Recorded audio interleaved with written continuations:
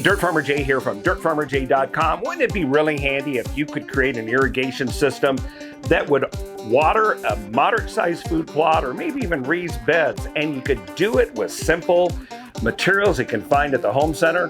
Well, this is the right video for you because that's exactly what we're going to do. Stay tuned and I'll show you how we've done it and why you're going to love it.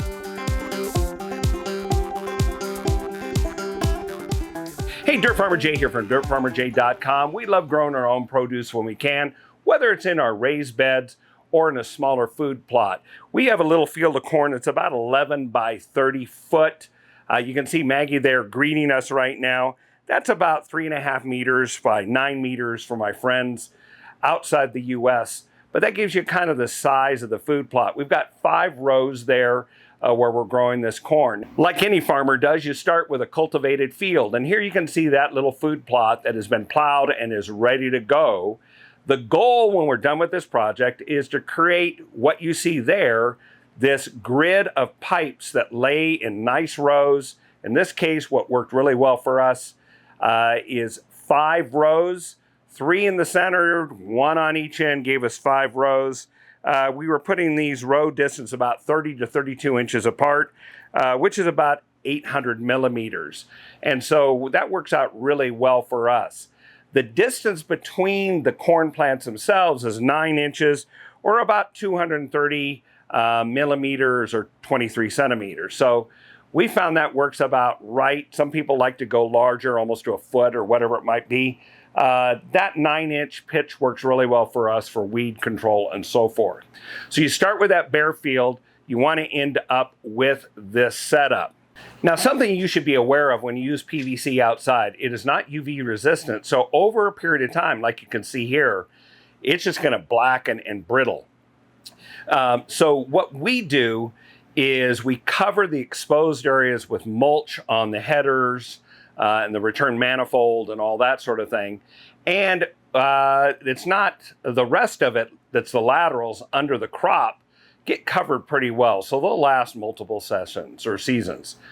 Yes, we're aware that some people really are anti-PVC, feel it's toxic, it's causing problems. There is some good science on both sides of that argument. And so that's a way above my pay grade. You need to make a decision of whether you're comfortable using that material. We are, and if you are, hey, continue to watch and we'll tell you how this is done. The first thing you need to do is get all the lateral pieces of pipe. This is the pipe that's going to run along the rows of the crop.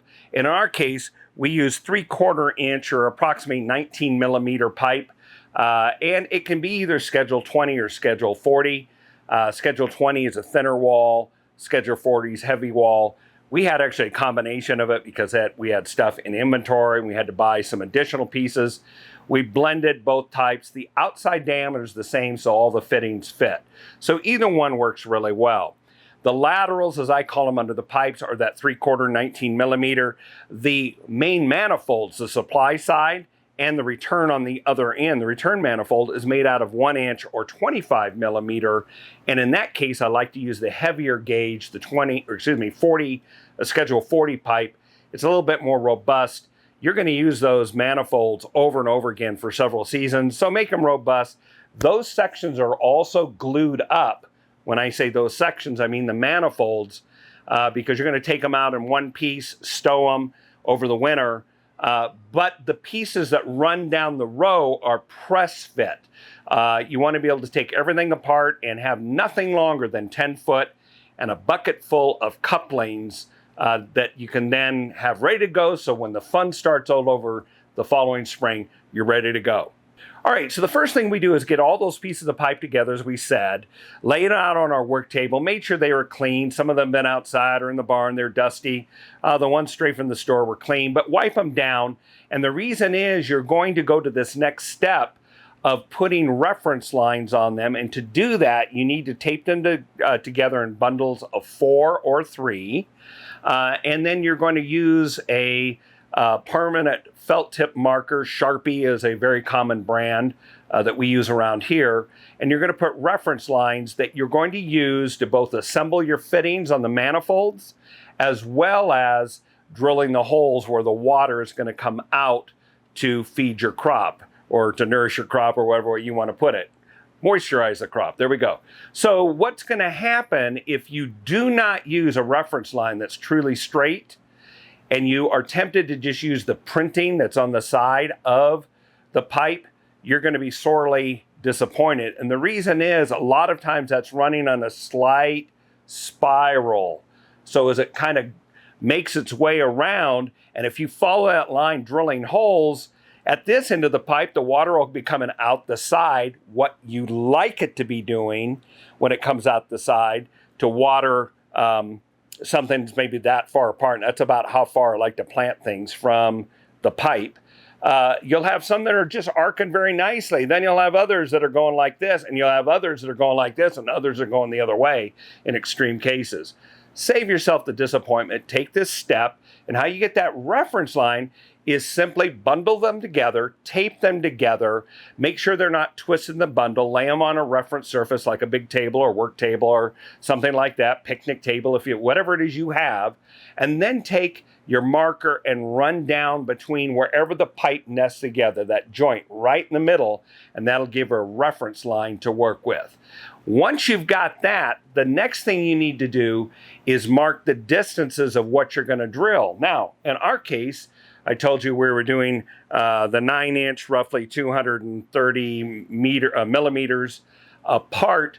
But let's suppose you're doing melon crops and you want to grow watermelons or cantaloupe or cassava or crenshaw or whatever it is, pumpkins, and you're going to do those in hills. Then what you're going to do is not drill holes every 9 inches. You're going to batch a little bit of holes, let's say every 5 foot, 6 foot, whatever the distance is you prefer to plant those kind of crops. And I would drill more than one hole at that case because you are actually irrigating multiple plants. So perhaps you drill 3 or 4 holes with just a little bit of space between them, and that'll irrigate that hill very nicely. So you can make different sets of pipes for different crops. Our entire plot was just corn, all set at that pitch. But this is the nice thing about this. You can make it whatever distance you want. Just use that reference line. So again, the emitter effect of the water coming out, it all lands in the same place and makes it really easy to get everything to irrigate evenly. So once you have those distances marked, I use a square across them. Then the next thing is you're going to drill them. Now what I use is a 1/16 inch bit, just a regular high-speed steel bit, and that happens to be about 1.5 millimeter. That's probably not the size for my friends around the world, but it translates roughly to 1.5, 1.6 millimeter. It's a very small bit, and the idea is when you're drilling pipe, if this is the curvature of the pipe, you want the bit to go straight in, okay? Straight in. Don't drill at an angle. That'll actually affect the trajectory of the water as it comes out. So the goal, and you don't have to be perfect, but the goal is to get as many of those holes drilled perpendicular to the surface of the curvature of that pipe so that you get that great, consistent trajectory coming out all the way along that lateral. Now, at this point, it's time for a drilling party. And you may think this is sped up, but no, it's just normal speed. It's how fast I work around here. Yeah, and if you believe that, I've got some deals I'd like to sell you. But anyway, so we drill out all those holes, and now at this point, you now have that section done. It is time now to move on to the manifolds, the main supplies. Again, they're larger. 25% larger, 1/3 larger, 1 1/3. They're from 3/4 to 1 inch and imperial size. And at that point, I go ahead and mark the sides just like I did the other. And I mark reference lines on all the fittings. Here's a power tip for you and why it's really important. You want all of those T's to come out, and wherever the connectors are or elbows on them, to come out in the same plane. If you don't, then the pipe is coming in at an angle on one, coming in straight on another. It just really gets tough to put the whole system together. So if you can keep everything flat, it'll really help it go together.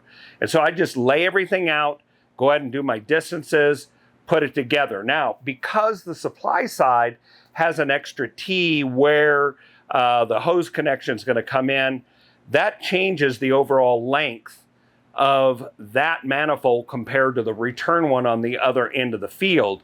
So lay them side by side and make sure that those joints or those fittings line up. And if you look close, you can actually see I had to throw in a little bit of an extra piece because I wasn't thinking this way. I'm just warning you about it to get it all there. And it really made a difference when we assembled this unit in the field. Now, if you're this far, you're almost home because now you've glued up the supply manifold, the return manifold. I put in different valves in it, a couple there, and I'll talk about that in a moment. You only have 3 ways to control water on this. So these valves are one of those that if you get an imbalance, you have a low spot, the water diverts a weird way, or perhaps you have mixed crops in the same way and one area is really hogging the water and you want to choke the water back that to reserve pressure for another area that needs it. These valves in the manifold allow you to balance them. So that's number one, and I'll tell you about the other 2 in just a moment. Now, you've now got the manifolds. Yeah, here you can see we just took one of the manifolds out, laid it in the field, and then started assembling everything, doing a rough estimate of where the holes were lined up, putting couplings together, pressing everything together. And even though it doesn't really show it, the first thing we did, though, is not put the other manifold, the one furthest away from the supply, the return manifold on, and we simply ran water into the system. Why? Got to flush out all those little plastic chips and dirt that may have accumulated, because if you don't, they will find their way out the holes, plug the holes, and you'll end up with inconsistent water. So take the time to rinse it out, and even when you do first supply water to it with the cap on it, you're probably going to have a few that get little plugs. Just use the drill bit that you drilled it with to go through and maintain those holes and get them opened up the same amount they are. Now here you can see the whole system assembled on that plot that we have earlier in the season, this season. And what we did then at that point is go ahead and turn on the water. And what you're doing at this point is a couple things. One, you're seeing is the water balanced? Are you getting a pretty even delivery across the system? If you have a really strong downhill field, it's going to tend to deliver more to the downhill side. You may have to adjust some things. However, we have found, and this was due to several viewers that wrote in, I want to give credit where credit's due, and said that first version of irrigation system you did would work a lot better if it was a closed loop and there was a return manifold. And you know what? They were right. It really changed this, and pretty much there was only one slight adjustment on one of the valves to get everything to run pretty evenly. So valves are one. The second thing is to raise or lower the system. If an area is really delivering a lot of water in a low spot, then set the laterals or the manifold on pieces of brick or angular stone or blocks of wood or something to make the water have to work harder, so to speak, to get to that area and actually deliver out more before it gets to that area. That's one way. Actually, the second way. You got valves, raising and lowering. It's always easier to raise, by the way, than lower. Lowering means digging down. And the third one is just simply volume of water. Now, one of the things I get asked a lot at this point is, well, how much water do you guys have? How much water do you need? Well, you need a fair amount on this, and the reason is it's a very leaky system. It's not high tech. You're simply getting water to go where you want it to go, right at the base of the plants, by making it leak there, so to speak, by drilling these holes. So it's not super high tech, but it does take sufficient water to do it. Now, to let you know what we have, we did a study on, or actually tested this out through our well pressure. We have about 60 pounds per square inch, 60 PSI. This hose, when it's opened up full blast, can deliver up to about right at 16 gallons per minute. That's a pretty strong blast. We have some really good pressure out of our own well. And then, so that translates to about 950 gallons per hour. For my friends that use liters, That's 61 liters roughly a minute and about 3,600 liters an hour. So we put out some fair pressure. If you've got a really low or very small supply line to this, it may not work for you, or you'll have to do smaller blocks to not overextend the capability of your water system to deliver. Okay, so once you've got this all together, the next thing you do then while you're testing it, here's a really cool thing about this system. You go ahead and get everything adjusted so you're getting this gentle arc all off. I like to do all off to the left as I walk down, so it's always delivering to the correct side. I want the water to hit about that far apart. How's that? Face width right there, or maybe the width of thumb to finger, something like that. Again, this isn't precise. And the reason is you want a little distance of where the plant or the crop's going to come up for cultivation. But you first turn on the water.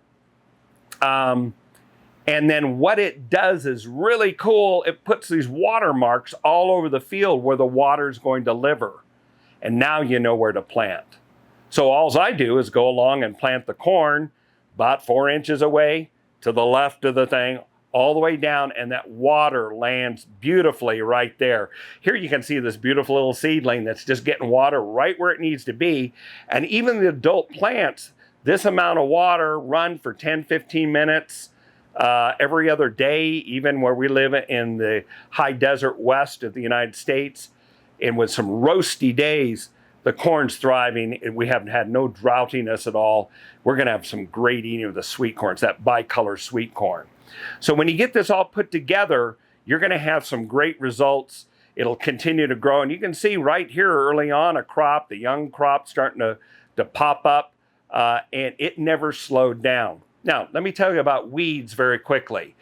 You may be looking at some of this, like here is a great shot that just shows you looking from the crown of the corn, kind of looking down as you go down into the canopy. And then you can see one of the irrigation lines here when the crop, this was taken just about a week ago, and the crop is ready to harvest in about 3 weeks.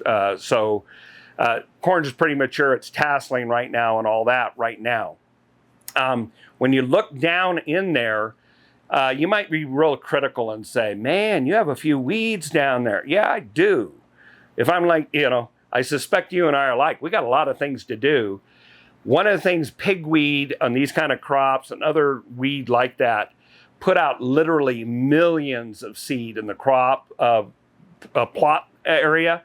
And the first thing I actually do is sprinkle the plot at the beginning before. That's the reason you saw that first picture wet. Because what happens after I plant it and before the corn comes up, because it's planted 3/4 of an inch deep, something like a couple centimeters, what happens is you get this incredible flush of green. I mean, literally, that food plot right there probably had 500,000. It was a green carpet of all of that wind-blown seed from pigweed. So I go ahead and hoe it off real quickly. You can flame it off if you protect that area, or you could flame it all off first before you put down the area, but kill off 90% of the weeds. You're still going to get a second flush of weeds. At that point, I hand cultivate them, and I do that a couple times. Also, I let some of that pigweed grow, because when it's young, before it heads out, our chickens love it. They think it's a salad. So I harvest out of the rows tender plants that are maybe, this tall, and give them to the chickens, and they snap them up. But as the crop grows and it starts to shade, now all that weed growth really slows down. As you can see in the bottom, yeah, there's some weeds. Is it enough to affect everything? No. Am I going to lose sleep? No. Judge me if you wish, but that's just the trade-offs there. Well, this is a great system that I think you're going to enjoy. Now, for those of you who think that's a lot of work, yep, there are other systems out there. You can buy them ready-made where they're already pre-spaced. You connect them together. But if you want to do it yourself and you want a system that's tangible, you can knock down, then this is a good way to go. And simply make sure you put away the system at the end of every year so you get many seasons use out of it and protect it from that that UV degradation that happens over the period of time. Well, we love having great tools around here that make our homesteading life a lot easier. And one that you should really check out is the STR22 Super Tough Barn Manure Rake. We love this rake. It's lightweight, it's got aluminum handle, very flexible but strong head. And I'll tell you what, it's worth every cent that you pay for it. Take a look at it here. I think you're gonna like it. And while you're at it, also check out this other video from our catalog that YouTube thinks is perfect for your interest, and we think you're gonna love it too. Hey, until the next time, this is Dirt Farmer Jay from dirtfarmerjay.com, getting ready to enjoy some great eating of sweet corn from our food plot.